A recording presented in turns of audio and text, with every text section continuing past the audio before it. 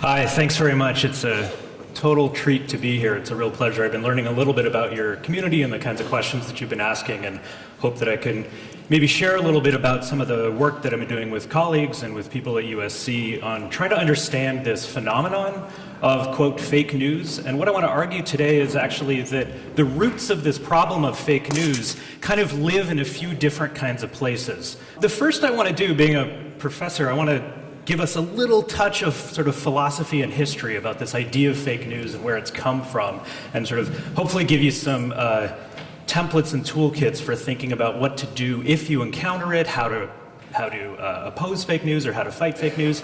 And then what I want to do is argue that actually this thing we've called the platform press, this sort of intersection between journalism and technology companies, that's the right unit of analysis for thinking about fake news or misinformation. This platform press is a really different kind of press. It's a different kind of journalism than what we've encountered before, but it's the right term.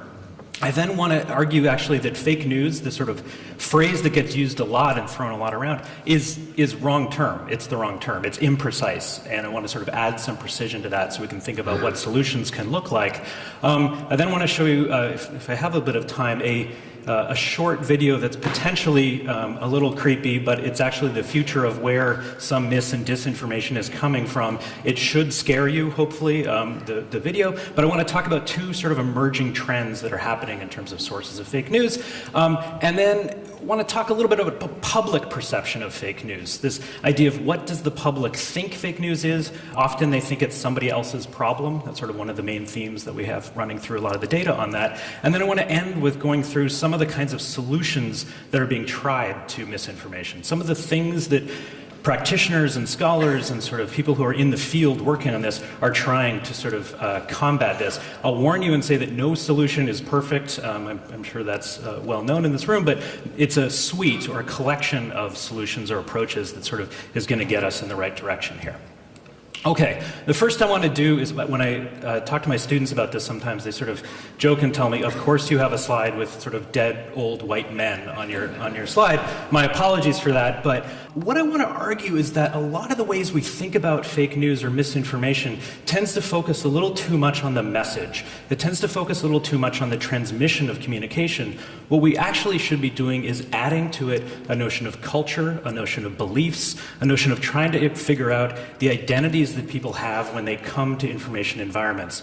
And there's sort of a school of philosophy that's particularly an American school, pragmatism. Some of the old dead white men on the left are sort of its fathers. I'm condensing a very large field here to say that what pragmatism argues is that we should think about ideas becoming true insofar as they help us get into, quote, satisfactory relation with other parts of our experience. And all that really means is that when we think about whether something is true or not true, we need to not only consider the factual nature, the factual content of information, we also need to think about how well it aligns or does not align with what people expect to be true, what people want to be true, what people see as consistent with their previous experience or not. That can sort of add a big flavor of interpretation to it. I'm not going down a sort of postmodern route of saying there is no truth, there is no fact. That's not what I'm arguing at all. But I'm saying you need to think about the cultural aspects of what people expect to believe, what people want to believe. So this pragmatic test of news says, in addition to asking only is something true, let's add a test to this. Let's say, what meaningful difference would it make if that was considered to be true? And that's going to depend a lot on who you are, where you're coming from, the kinds of communities that you belong to.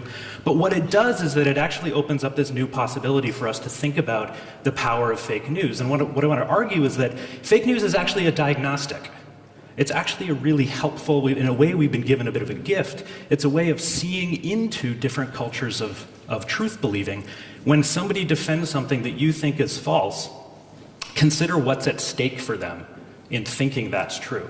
It's actually this sort of wonderful moment where you get a little insight into what people want to believe. So that's sort of my end of my little philosophy lesson, but this is what I want you to sort of keep in mind. I should say as well, I'm happy to share the slides afterward if that's helpful. So if there's things that come up, don't worry about writing them down. I'm happy to share these afterward. Okay, the other bit I want to say is that fake news actually has a history to it. This is not a new problem. This is not a new phenomenon that we've encountered. It looks different today than it did before, but fake news has a history. It has a history going far back. One of the earlier examples that we have is in the lead up to the American Civil War. We had a large number of early newspapers spreading false information about African Americans, about the idea that there was a slave uprising that was about to happen. One historian describes it and says there was one persistent, quote, cottage industry of fake news in antebellum America with stories of African Americans spontaneously turning white. In other instances, fake news reports of slave uprisings or crimes by slaves led to terrible violence against African Americans. This is not a new phenomenon. There's been a long history of spreading information that has a particular alignment or has a particular sort of political mission. Benjamin Franklin, who's often held up as sort of one of the fathers of American journalism, I'm sorry to say, was an early producer of fake news. He had this moment, he actually called himself Captain Garish. Ben Franklin ended up describing a bunch of atrocities that actually didn't happen with the idea of trying to get the British to help to take a side in the Indian Wars. He was actually generating a lot of misinformation. A little bit later, we had a moment in Philadelphia when anti-Catholic newspapers falsely claimed that Irishmen were stealing Bibles from public schools, leading to violent attacks on Catholics and Catholic churches. This is not a new phenomenon. We keep reinventing this phenomenon over and over again, but what I want to show and argue to you is that there's some patterns from history that we can actually learn and apply to today. And these historical patterns teach us ones that often a lot of misinformation or fake news is motivated by fear. It's motivated by fear of the other. It's motivated by fear of a future that you don't understand or you don't know whether that future is going to happen. It usually targets identifiable groups. Misinformation is usually focused on trying to say, who are the others that we fear? How can we target misinformation toward them? It often works from existing beliefs. That pragmatic test that I mentioned earlier is sort of an important starting point because it helps to know what the existing beliefs of the community is that you're concerned about, because fake news is often targeting those existing beliefs. It does this wonderful thing where it actually, I say wonderful as an analyst, I don't say it as an ethical belief, but it does this thing where it actually makes specific claims. Specificity often is a stand-in for veracity. Specificity becomes a stand-in for there being some truth there. Often a lot of purveyors of fake news know that, and they'll actually make even more specific claims. It's often difficult to verify all the historical claims that we saw. If you were living far away from these phenomena, you had no idea whether churches in Philadelphia were being attacked. You had no idea whether the different kinds of Indian American War atrocities were happening or not. You couldn't verify it all. And then finally, the last thing that fake news often does is it leverages existing media systems. So in each era of this country's history, we've seen media systems look differently. We've had the party press, we've had the penny press era, we've had a muckraking era of yellow journalism, broadcast journalism, cable television. We're now in sort of this internet era. Each of those eras of history have had different characteristics to them. Fake news or misinformation always leverages what those systems are capable of. So what we're seeing today is an example where we're leveraging the platform press. We're leveraging what algorithms do, what social media does. This is the newest iteration of fake news, but we shouldn't be surprised that it's trying to leverage the existing media system. So what I want to argue today then is that unlike sort of the 1800s or 1700s, where this press was mostly about the print, it was mostly about high cost of production. It was mostly about long transportation costs. It was mostly about fairly low literacy rates. Today we've got this different conditions under which news is circulating. And I want to argue that if you think about what fake news is, you need to consider the platform press, this intersection between news organizations and technology companies. That intersection is the unit of analysis that you're concerned about. If you find yourself in either one of those camps without considering the partner, then I think you're missing part of the phenomenon. Always look for the intersections between those two. So what do I mean by this platform press? The first today is that news depends on a bunch of different things. It not only depends on this idea of what news producers think is newsworthy, right? What journalists and editors and publishers think should appear in their publications. That's still the case for sure. But it also adds this idea that news is coming from what social media users do with news. Whether they like news, share news, click on news, comment on news, retweet news, posts news in different kinds of groups. It's what social media users do with news that actually generates signals that then give an impression of how news is circulating in this platform. But the kicker is that a lot of news organizations don't know what social media users are doing with news. They're relying on this third point, they're relying on platforms to tell them what people are doing with news. Companies like Facebook and Google and Snapchat are fairly locked down. It isn't like the New York Times or the Washington Post or pick your favorite news organization. It's not like they know how their content is circulating on those platforms with any specificity. They rely on the platforms telling them how that news is circulating. That's a big power move. That's a big power move that platforms have. The other things that platforms do is they tend to surface and prioritize information according to proprietary algorithms. I've talked with people at Google and at Facebook about trying to understand how their algorithms work to surface one kind of news versus another kind of news. Often, not surprisingly, they won't tell you the special sauce. They won't tell you how this works. But the other thing that's often a little surprising is they don't know how it works most of the time. You can't replay yesterday's Google search, which is different for all of us in this room, by the way. It's highly personalized. You often cannot replay it and say, oh, if we could only go back to that time period, we could forensically figure out what the problem was. I've talked with Google engineers who say, we're not sure. We've tried a few different things. It seems to be fixing the problem. We don't know. Okay, so that's sort of, there's an element of prediction and ignorance that's there. And the other bit I want to focus on here is the idea that advertisers are the groups that are targeting a lot of demographics through the signals that are provided. There's a strong element here, and it's not rocket science to say sort of follow the money, but there's a strong element of advertising and commercial activity driving the surfacing of some kinds of news versus other news. So what I want to say is that this platform press is the thing that we need to keep in mind as the unit of analysis. Okay, so what do I mean by a platform? It's sort of this word that gets thrown around a lot. I want to highlight some work by Tarleton Gillespie, who's actually working at Microsoft right now, but also at Cornell Tech in New York. Platforms are these curious things. We haven't seen a media entity like a platform before. They're not a news organization, they're not a technology company, they're somewhere in the middle. So what platforms do is they're sites and services that host public expression. They don't generate public expression, but they host public expression. Store it, serve it up from the cloud, organize it through recommendations, install it onto mobile devices and other kinds of platforms. This is the critical point.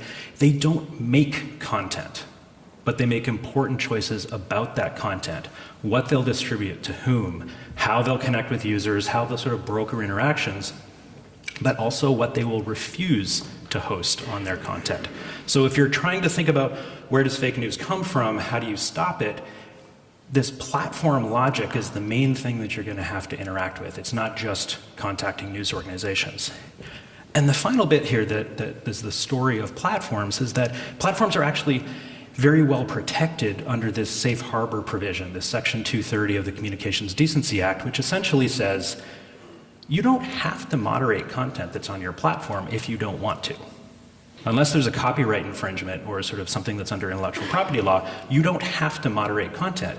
A lot of platforms think it's good business to moderate content and set up different kinds of tests for allowing some kinds of speech or not speech, but that's kind of their decision.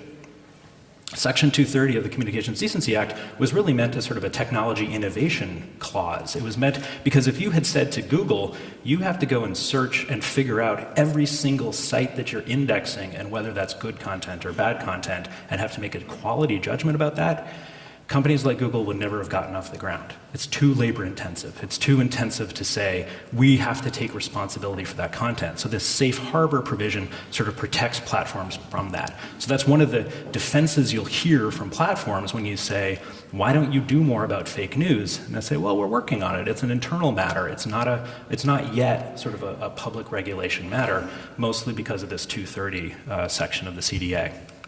Okay, this is unreadable. It's purposefully unreadable, so don't worry about it for a minute. It's mostly meant to say platforms and news organizations are already intensely intertwined. On the top here, it's a little hard to see, but these are the various platform companies, everything from Amazon Alexa through Facebook, through Flipboard, LinkedIn, Kik, Pinterest, Snapchat, pick your favorite platform, it's up there. And then along the sides are some of the major news organizations according to traffic and according to how much traffic they purview or they get from people. Almost all news organizations have relationships with platform companies. This is a moment when news organizations are starving for revenue, they're starving for traffic, they're starving for data. If you come along as a platform company and say, I can even just solve a little bit of your problem, chances are you probably make a relationship with that company. You probably, because why not? What have you got to lose at this point? But what we're starting to see is that one of the things you have to lose is the intertwinement with the platforms, and the Section 230 and sort of platform logics ends up meaning that you're losing a little bit of control over how your content circulates. So that's the last point I want to mention in this platform press is that there's this inseparable nature then between these two. So this is kind of the, if you're in a B school, this is, or business school, this is kind of often the chart that people are most interested. But now we're landing on this question, well, why does some kind of content, why does some kind of news circulate better, more often, more frequently on platforms than other kinds of content? If you're a news organization trying to fight fake news, this is the chart you care about. Because what it says is actually, and this is platforms generating this chart. Platforms have learned that content with a high emotional valence to it, so high emotional content, and content that tends to be positive, that tends to be celebrating something, that tends to be sort of adding kudos to something, we tend to see a greater number of clicks, we tend to see a greater number of shares, we tend to see a greater amount of advertising dollars. If you're down on low emotional content, if something's sad, if something's upsetting, if something is critical, if something is not positive, we tend to see low clicks, shares, and advertising revenue. And what we see in the fake news industry and sort of the groups that you've heard about in the news a lot lately, they know this chart. They know this chart. This is the quickest way to make something, quote, go viral or to sort of appear really popular, is to make sure that you're hitting high emotional content and you're creating positive content. So if you're a news organization trying to tell a story that's perhaps not high emotional content or not positive, you got to fight for attention in this kind of world. So the counter argument is really difficult to make necessarily. Okay. So what do we know about news? So one of the sort of pushbacks or concerns sometimes I get is people say, yeah, but I watch local TV news. I watch cable news. I'm not living in this world. And that's true. Most people are still getting their news from local television. And a lot of people are still getting it from cable. I don't dispute that fact at all. But the numbers tell us that every year, an increasing number of people are getting their news through social media platforms. That number is increasing. Partly that's a demographic number as sort of young people are aging. Partly that's a technology issue. But what we know about this is that right now about 6 in 10 Americans are getting their news from social media. This is a sizable number of Americans that are actually encountering news in some form on social media. Sometimes often, sometimes. We also know that different platforms behave differently. So a platform like Facebook, which has definitely the largest reach, the largest share of users, 66% of Americans are using Facebook. 45 of them are getting news on that site. So when you think about then where the dynamics of fake news are happening and which platform you might want to be targeting, Facebook is definitely one of the big ones. But I also want to highlight, there's this one here, Reddit, and I don't know if we have any Reddit fans or users in the room, but it's kind of a smaller, often less known one. But the proportion of users on Reddit getting news versus the number of Reddit users there are is actually the highest. It's the highest that we see. We see about 67% of Reddit users getting their news on Reddit. So the other thing to think, there's something about Reddit that is actually particularly powerful for news. So if you're also thinking about where fake news is spread or how you might make an intervention into fake news, studying Reddit or trying to figure out the secret sauce of Reddit is a non-obvious but could be a very powerful move. There's something about the Reddit community that makes it a really particularly powerful one. And we see some of the other ones that are poor old WhatsApp there is not doing too well.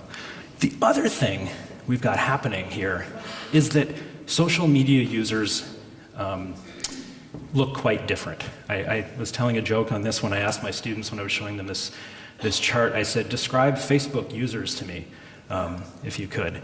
And they said, well, it's old white women.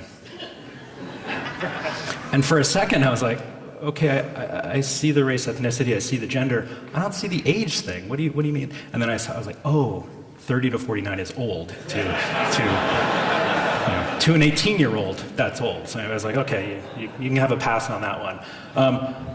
But the point here is that, again, if we want to think about how to combat fake news, understanding the cultures of the platforms, understanding that not all platforms are created equal is super important here. If you're interested in sort of the future of fake news with young people, Snapchat is where you need to be. If you're interested in how news is circulating with people in the 30 to 49 demographic, then you want to be focusing on Facebook and LinkedIn. The point I want to make here, and it's going to depend, depending on what your context is, what your moment of situation is, the point is that you have to have a different strategy for different kinds of platforms, because there's different demographics, there's different expectations, and there's different user experiences. There's different things you can do on these platforms that vary.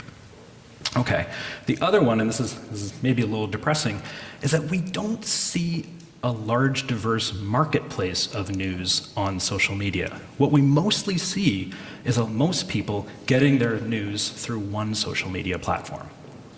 So if we start to put together these sort of pieces of data here, we've got Facebook having a large share, we've got a large number of people getting news on Facebook, we've got most people only getting news from one platform, and we sort of put those pieces together.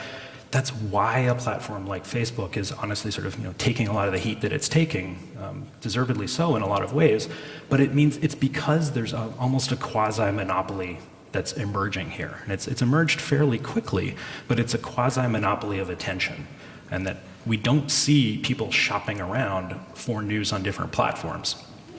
People's personal experiences might be different for sure, of going to different individual sites, but it doesn't mean that you're going to Facebook and then you're going to Twitter and then you're going to Snapchat and sort of figuring out all the different news along those sites. We see mostly this sort of monopoly that's happening.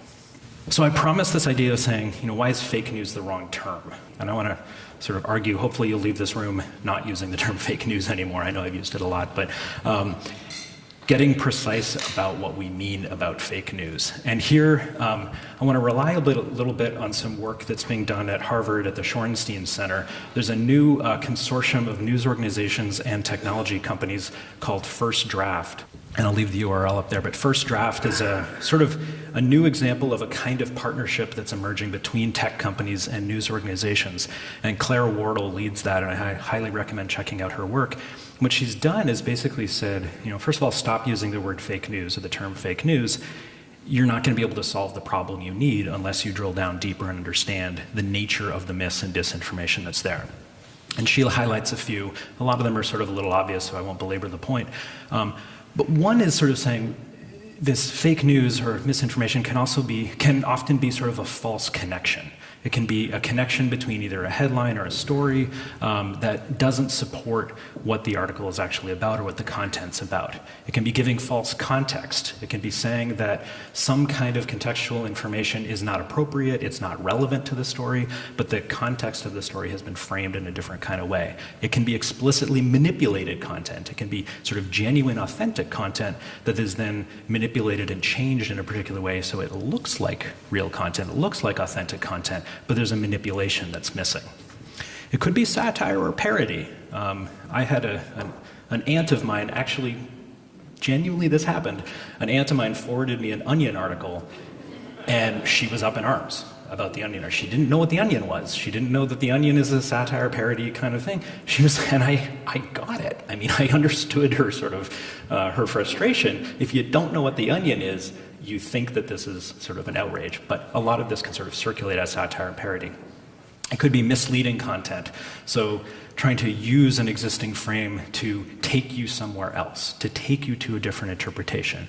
It could be imposter content. There was a period, it was about 8 years ago now, where the New York Times website was taken over by a group of hackers, and for about an hour and a half, the entire New York Times website was filled with false content. It was filled with imposter content. Coincidentally, the Wall Street Journal saw a spike in their subscriptions during that hour and a half. They kind of liked it, but it was, and they said they didn't do it, and I kind of believe them. But anyway, the other one has got fabricated content. It's sort of, in a way, it's almost the easiest one to see. This is content that's just entirely made up. It's just completely fabricated. It often aims to look like news content, but it's completely made up.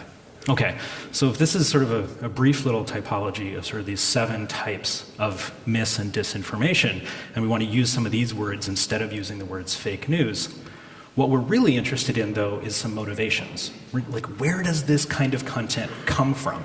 How can we understand where it comes from? How can we understand the types of communities that might be making it and the types of power that it has? So I think Claire does this wonderful thing where she actually sort of pivots and says, what are some motivations or causes of this misinformation?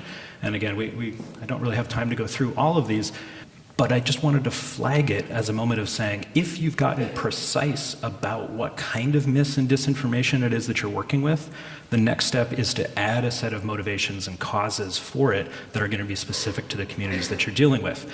So often it could be sort of just poor journalism. It could just be honestly bad journalism that results in false connections, misleading content, false contexts.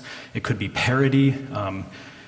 There's also, and this is one of my students and I've talked a lot about, is sort of this idea of passion, this sort of idea of interest-driven news production or interest-driven content production, where you actually might be willing to take shortcuts and say, I kind of don't care that I'm giving you a false context because there's some goal, there's something I'm trying to accomplish that I'm passionate about, that I sort of believe in, and I'm kind of willing to take some shortcuts on that.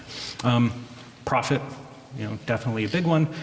Political influence and propaganda are sort of the 3 other motivations. One other thing I'll leave in there, it's a brand new report out of a group called Data and Society, which is sort of providing what's called Lexicon of Lies. It's looking at propaganda specifically and doing a bunch of case studies of Soviet-era propaganda, Chinese propaganda, and sort of identifying some really particular flavors of that propaganda. I'll leave that in. I'll say there's 2 types of sort of emerging misinformation and disinformation, things that are sort of coming on the horizon, or sort of coming down the pike that I wanted to flag. And one is at this message level. And this is sort of misinformation and disinformation that's existing at the message level. And I want to play just a short video. We present a novel real-time facial reenactment method that works with any commodity webcam. Since our method only uses RGB data for both the source and target actor, we are able to manipulate YouTube videos in real time. Here, we demonstrate our method in a live setup. On the right, a source actor is captured with a standard webcam. This input drives the animation of the face in the video shown on the monitor to the left. A significant difference to previous methods is the re-rendering of the mouth interior. To this end, we resynthesize the mouth interior of the target actor using video footage from the training sequence based on temporal and photometric similarity. As we can see, we are able to generate a realistic and convincing reenactment result. Here we show a close-up of the footage from the previous live reenactment. The input video stream is shown on the left. Note that the target actor is re-rendered in a neutral pose. On the right, we can see the final output of our method. It goes on also to add audio to this. So there's also a way, once you can render, and by the way, I just want to highlight a couple things they said. This was real time. So this is not happening beforehand, processed, and then published. This is real time. The other is that it's happening with what they call commodity webcams. So this is not a fancy setup. This is the kind of webcam that you can buy, online for not a lot of money. It's the information processing and the algorithms that's sort of the real power here. But then the other thing, and this I won't play it, but I'll leave it in. The other one is President Obama example, where actually you can generate audio that is also false audio, and then if you can get the mouth shapes going the way it was going for President Bush in the first example, and you can match the audio and the mouth shape, then you basically can fabricate real time with not a lot of technology, a completely new false piece of information. And then the kicker about this as well is that a lot of these algorithms work best with people who have a lot of publicly available audio and video data.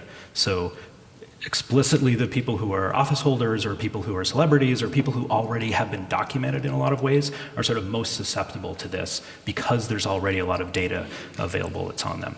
Okay.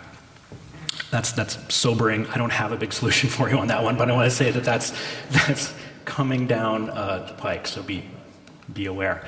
The other, and this is what we've sort of seen a lot happening most recently, is thinking about the system level. And here we have an automated production, and this is all the stuff that you've been reading about in terms of the Russian Internet Agency. This is bots, basically bots that are automatically doing a lot of those things that I said the platform press was really sensitive to, right? This is bots that are automatically generating high emotional content, positive content. Positive will vary depending on what you believe is should or should not happen. And then also utilize the platform behaviors, so the clicks, the likes, the reshares, the retweets. You can design bots that are sort of ready to go for all of this, and then you have no idea what necessarily is going to trigger them. A lot of the bot makers, and I'll highlight, there's a group called Hamilton 68, and then there's a group at the Oxford Internet Institute called Computational Propaganda. Those are two sort of research organizations that are tracking this the most. Just kind of like Google and Facebook, a lot of bot makers don't understand what their bot networks are doing. They write rules for them ahead of time. They write rules of how to behave, but they don't always necessarily know what's going to trigger a bot behavior. They don't necessarily know when a bot is going to take off and go. So we've got this added problem of how do you model what a bot network might do.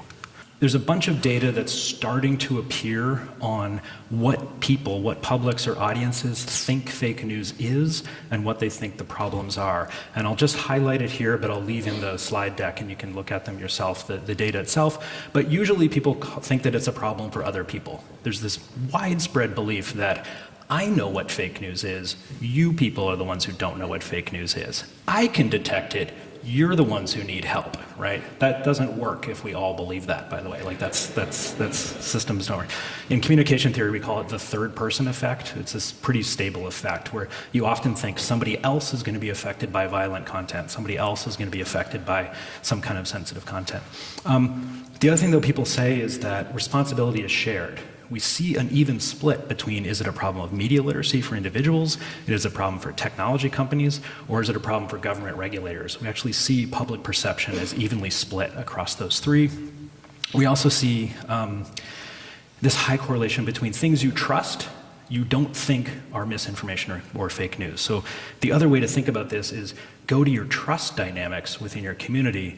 That's where you're going to see susceptibility or lack of susceptibility to misinformation. And then last, we also see this correlated with party identity. And remember that pragmatic test of news that I mentioned earlier, right? It's not just about providing counter-information, it's about connecting people to their beliefs. About 1 in 4 reported sharing fabricated news, whether aware of the time or not. 14% shared a political news story online they knew was made up. They knew it. Right? So I kind of think in this moment, it's not the sort of media literacy is going to be this silver bullet. There's some other kind of set of motivations that are helping the propagation.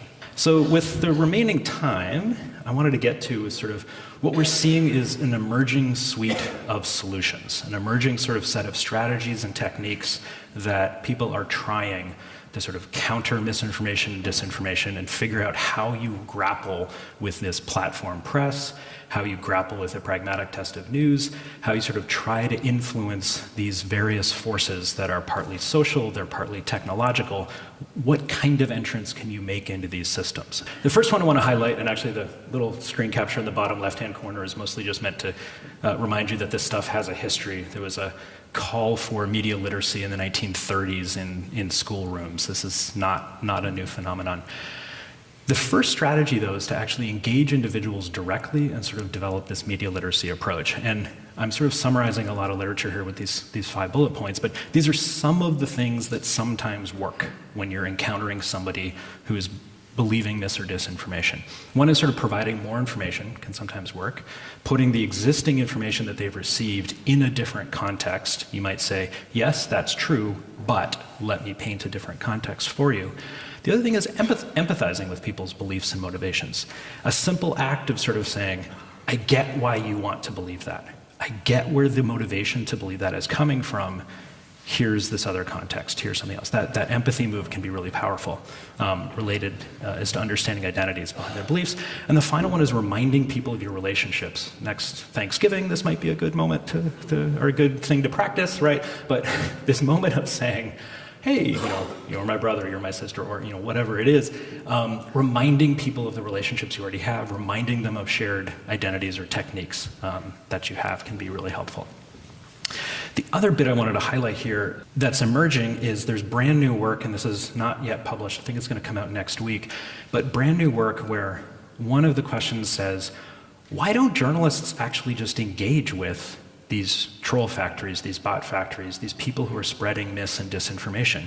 If you care about the news industry and you care about the validity and legitimacy of the news business, why don't you just engage with them? Why don't we have journalists who actually engage with them? The labor issue aside, in terms of takes a ton of work and journalists are often time-strapped, this is work that tries to ask journalists themselves, why do you do that or not do that? Why do you engage with bad actors or not engage with bad actors? And we see some patterns emerging in what they say. So some journalists say, yes, you should engage them. Why should you engage them? Because you can prevent worse information from taking its place. There might be other information, bad information out there. The other is you can do it, you can scoop the competition, and if you're a good journalist, you can do it right. This is a reason to engage them. You have an opportunity to educate the public. And there's also this notion that abstract harms that are out there, harms that exist in the world, they often don't get made concrete. Here's a moment where you can actually make it concrete, and that can have public value. Another set of journalists say, no, do not engage with bad actors. Don't touch them, ignore them, pretend they don't exist, because it can encourage further action. You're sort of giving them attention. You're sort of advertising the tactics of those groups by giving them some kind of attention. You make them powerful, bigger. Also normalizing them. The more that you normalize a bad actor, you might actually desensitize people to the very phenomena that you're trying to interrupt. And then you can sort of risk these signals that are being sent to the platform press, right? The more something circulates that has that high emotional content and positive content, you can have it there. Another strategy that's being tried is to sort of challenge framings that exist in the media system. This is an example. George Lakoff, who's a linguist, a social linguist at Berkeley, has sort of developed this framing, mostly, honestly, in response to President Trump's tweets, but it works more generally, where he sort of says, beware of a preemptive framing. Beware that actually this type of information might be trying to preempt a discussion that's not happening, and it's actually trying to frame it in a new way. It might be a diversion from something, it might be a deflection from something else, or it might be a trial balloon. It might be an attempt to sort of see what a public reaction to a particular perspective might be. So if you're encountering this sort of fake news or misinformation, disinformation, maybe it's taking one of these forms. Maybe it's taking the form of a preemptive framing, diversion, deflection, or trial balloon. One of the other obvious ones that's happening is cut off the funding. If you can lobby either Facebook or Google or Amazon or some of these folks and say, don't let those bad actors have access to those advertising networks, that's one way to sort of cut off at the knees the different bad actors. That's something that's being tried by a few folks. The other is to influence the platforms themselves. So these platforms, as I mentioned, have incredible power, incredible sort of flexibility to change their metrics as they go, right? If you think about whether something has high click shares, high retweets, is earning a lot of money, if you're a platform maker, you can choose whether you want to privilege that signal or not. There's a model at work. So one thing that's happening with changing algorithms is that this is from Facebook's own public content that they describe. They basically say, well, how does our platform work? They say, we're looking for something we call authentic content. That's what Facebook is trying to surface. It's trying to privilege what it calls. And then the next step you need to ask is, what the heck do you mean by authentic content? They say they categorize pages to identify whether or not they were posting spam or trying to game the feed by doing things like asking for likes, comments, or shares. We then use posts from these pages to train a model, a computational model, that could identify whether posts from them are likely to be authentic. This is, in some ways, this is not rocket science that Facebook would be doing this, but what you could say is, are there other kinds of metrics that they should be using to know whether something is authentic or not? It's sort of adopt the language of Facebook and the language of Twitter and the language of Snapchat to be able to say, what do you think you're doing when you're judging whether content is authentic or not? The other is they make judgments about timeliness, right? So Facebook also says, if there is a lot of engagement from many people on Facebook about a topic, or if a post from a page is getting a lot of attention or engagement, we can understand in real time that the topic or page post might be temporarily more important to you, so we want to show you that content higher in your feed. This should throw off some warning bells here, because this is exactly the kind of tactic or technique that if you are a bot network, you want to use this technique, right? You want to be appearing timely. You want to be appearing timely so that you can grow higher in the feed and become prioritized by the algorithm. So we might lobby Facebook to actually say, you're using the wrong algorithms. You might be using them, that's great for generating advertising revenue, right? If you want to live in that top right-hand box of that chart where there's a high dollar sign, but understand that you've created this problem by doing that, okay? The other one, and this is some work that I've done that's just coming out sort of next week or the week after, and I kind of won't belabor this because I want to get to the conclusions.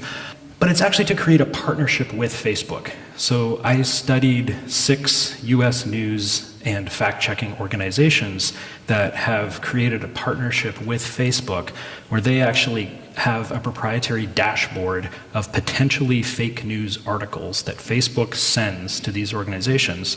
These fact-checkers then look at that dashboard, that list of articles, decide which articles they want to fact-check off that list, and then they append or add their fact-check to those articles, and then it goes back to Facebook and circulates around, if that makes sense. That's kind of the thing that happens.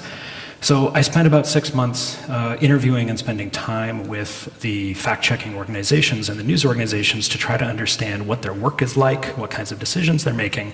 And they largely described this, honestly pretty messy, contentious space of trying to figure out how the heck to work with Facebook.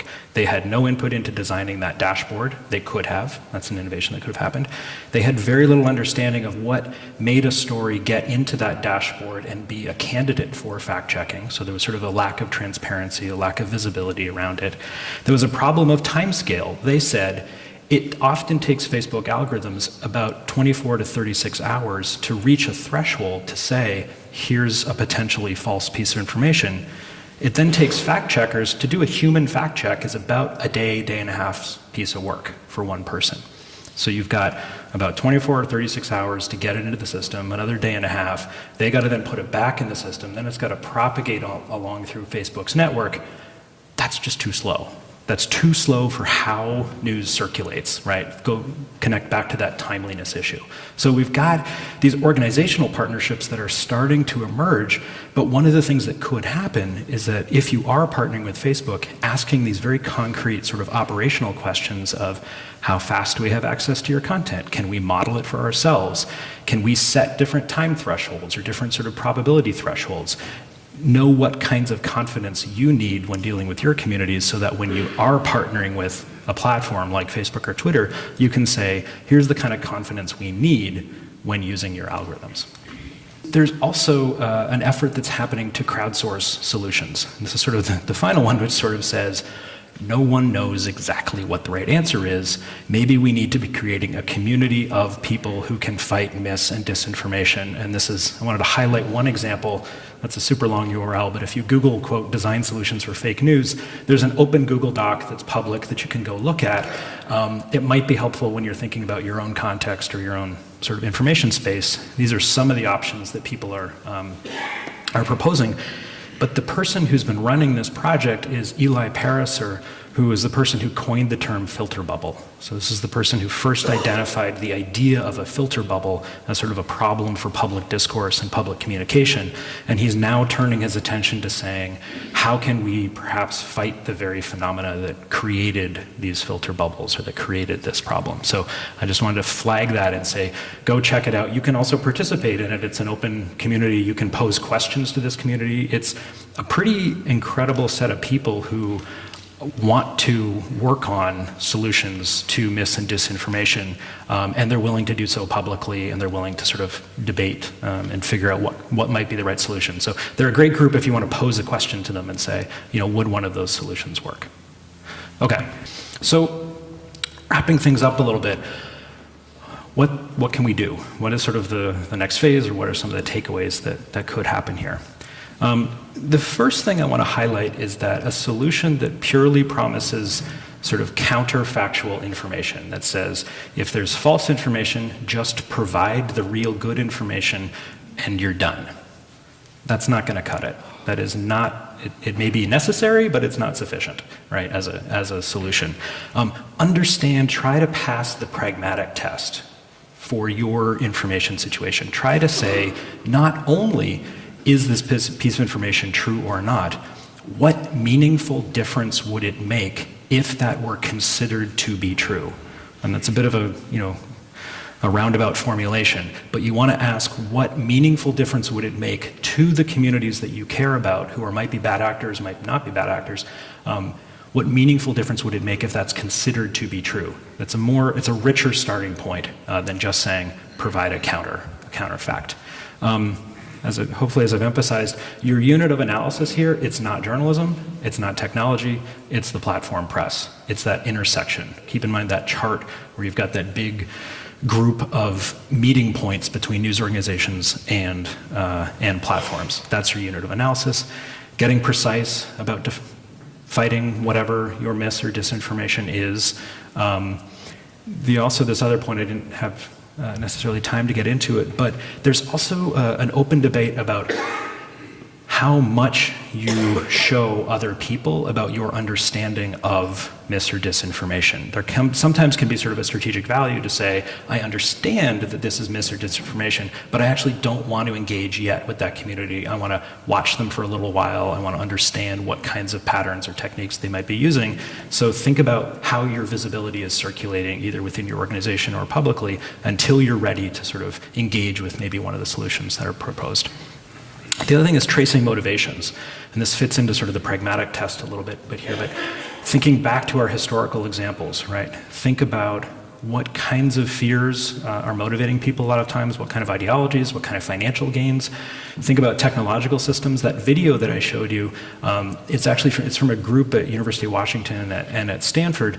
I went to MIT, I used to build technology myself a little bit. I empathize with and understand sort of a geek mentality, but understand that often a lot of technologists are making tools and technologies without necessarily a strong or reach or deep understanding of the social meanings of those technologies. So when I was in these labs, people would say, it's amazing, I can make President Bush say anything I want.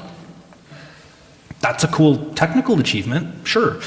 But there's a follow-on step that you need to ask of, whoa, what happens when that is sort of released into the wild? What happens when what happens to trust? What happens to identity? So figuring out, honestly, how to have sort of an interdisciplinary conversation with technologists and say, I get the technological motivation, but we also need to add sort of a social component to it, a cultural component. But you can't just say, don't do that, because they'll do it anyway. That's like trying to just say stop innovation on something, not a good approach. It's going to happen whether you want it to or not, but engage with them.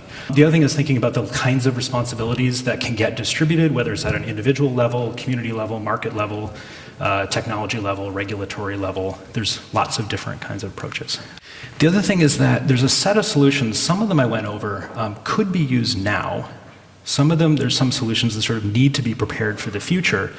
Each one of the solutions that I put up, whether it was media literacy or whether it was making partnerships or whether it was sort of engaging with the kinds of technological innovations that are happening, none of those solutions is going to be perfect and is going to work. So think about which set of those solutions that you want to do.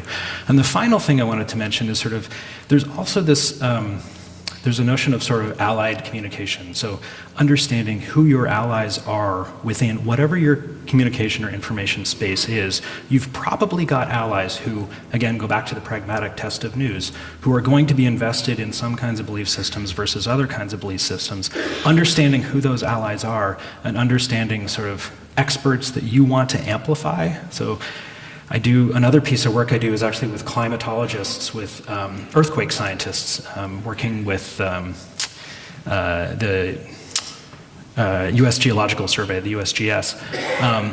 One of the big concerns that they have is they say, how the heck can my expertise appear or be valued within this big space of the network press or the platform press that you're talking about? There are ways to do it, but understanding sort of what that expertise is that can be valued and can be amplified is sort of engaging your allies to do it. And then the last point I would just say is sort of engaging them in sort of these context-specific solutions. So whatever your communities are, is sort of figuring out what's motivating them, what's driving them, and then what kinds of solutions might work for one or the other.